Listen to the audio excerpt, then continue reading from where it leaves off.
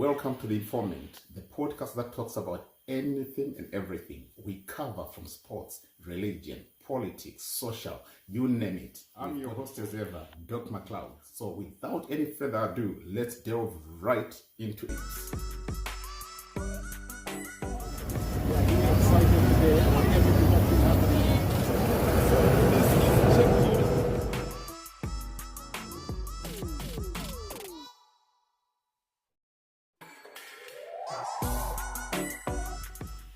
Good day, my lovely people. I hope I find you well. Right, just a quick update to one or two questions that were being posed to me by some of these podcasters.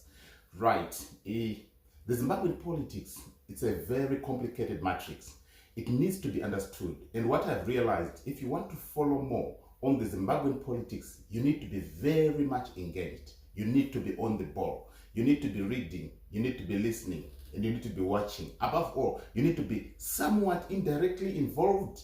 The minute you do that, you are always upbeat about the things that's happening. If it's not so, you cannot deal with Zimbabwean politics on a reactive matter, as a reactive matter, whereby when you hear something, that's when you react. No, you don't need to be a reactive person when it comes to politics. You need to be an everyday engaged personnel. Right, we were talking about the kingdom, the Munhumutapa Kingdom, and you know Chief Timothy being installed as the King of Kings, right? Also in the Matabeleland, there is Chief Ndiweni. Chief Ndiweni, I want you to go on in conversation with Trevor and listen to what he's saying. You will see that they've just become very active. And this has started in the last 7 days from the time of the implementation of that letter that I leaked out. So when you start to see certain things, right, you've got to know that the wind is changed. Don't go too far. Look at the person of the former MP for Norton, Honorable Temba Mliswa. Right now, we're now calling him Sabruku. That's the name that we're calling him. So when you see Temba Mliswa settling for Sabruku, he knows exactly where this thing is going. He is very involved. You know Temba Mliswa, everyone knows him. Sabu, good friend, but he talks. He doesn't hold back. And when you see him speak, like I always joke, and this is the nickname that I give him. Honorable Temba Mliswa is the ZANU-PF spokesperson from outside of the protocol. Whatever he says, let me tell you, it means what's happening inside. He doesn't just talk without a directive from inside. So that man, you should listen to him very attentively. I know he seems like a joker, but he's one of the most reliable personnel that you can ever deal with. And no one can touch that guy. So for that reason, I want you to listen to in conversation with Trevor when he's speaking to Chief Ndiweni from Matabeleland. And then at the very same time, the one about Chief Timothy Chiminya. Then you also need to speak to people like Sabuko. Those people will help you put in a clear picture to see what's happening. As of now, it was just an update, but listen to these things that I've referred you to. From there on, you will start to see an enlightenment, so that you don't act on a reactive manner.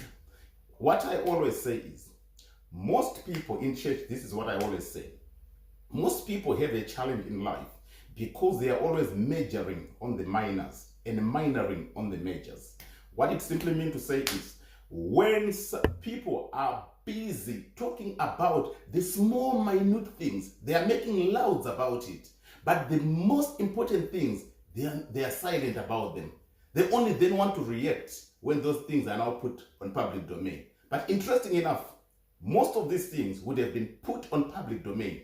But if nobody speaks about them, people will simply leave them to pass. Like in conversation with Trevor, with Chief Ndiweni, very informative, very empowering. You know, he's got all the information. You then go on to Chief Timothy Chiminya. He's got all the information. Then we've got a person, Sabuku, the one that everyone is seeing, dancing, making fun of, and at the very same time bringing all this social interaction and social engagement, all this social entertainment. Sabu, Temba Mliswa. These are the people you need to engage. Ask them 1, 2, 3 things. When you get information from such, it's easy then to bring it on public domain, because you would have gotten information from the source. Somebody will come and tell you, Zimbabwe will never be a kingdom, all this. I understand. This is just you reasoning. But the truth of the matter is that letter is not a forged letter. It's a real letter written to one of the most powerful nations in the world, America. And it's endorsed by signatures. Look at the copied people, copied personnel. Even the president is there. Look at the people within the courts. Everyone is there. Almost every important signature and almost every important stamp supporting that letter is on that letter. What it means, it's official. You cannot deny what's right before you and start to continue to reason. These things, foundation was being laid right in people's face, but people were not seeing it. So is it a problem? We try to enlighten people. They now start to alienate you with a certain party. No, listen, I'm just giving you information. What I'm saying might not be good news to you, but it's true. So I always say, be prepared to deal or face up. You also get to see that the Gukurahundi conversation is already now in motion. It's now being tabled. Zimbabwe willing to hear the hearings of the Gukurahundi, and at the very same time, they have played to compensate. Look at it. This is chaired by the National Council of Chiefs, and at the very same time, we are bringing in this issue regarding the Munhumutapa Empire. So try and understand. As much as you might not want to understand what's happening, politics needs you to be upbeat. Politics needs you to be diversified when it comes to listening and seeing things. Observations are very important in politics because that's how you can be able to knit it all together. Other than that, you will continue to be a reactive person instead of being a person very engaged and go with the flow. Like I said, Themba Mliswa is now a Sabuk. He's settled for that. It's no coincidence. It's just a mark for you to see to things that are happening that you are not noting. Number 2, Chief Ndiweni, in conversation with Trevor. Just about steering committee of the National Council of Chiefs. As you are aware, this program is led by the National Council of Chiefs, chaired by the President of the National Council of Chiefs, Chief Mchana Kumalo. The National Council of Chiefs reports His Excellency, the President, Comrade Dr. Idi Munhumutapa, is our principal, who also ensures that we have resources to enable the program to move forward.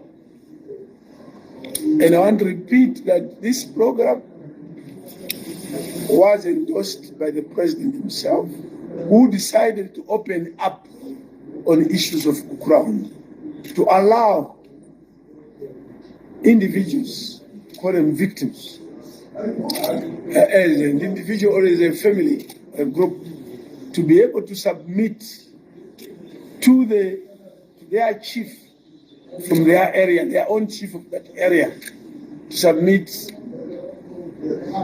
call them grievances, that occurred during the Gukurahundi. The President tasked the National Council of Chiefs, and as you are aware, for over 4 years, we've been preparing to go to the communities to hear from them.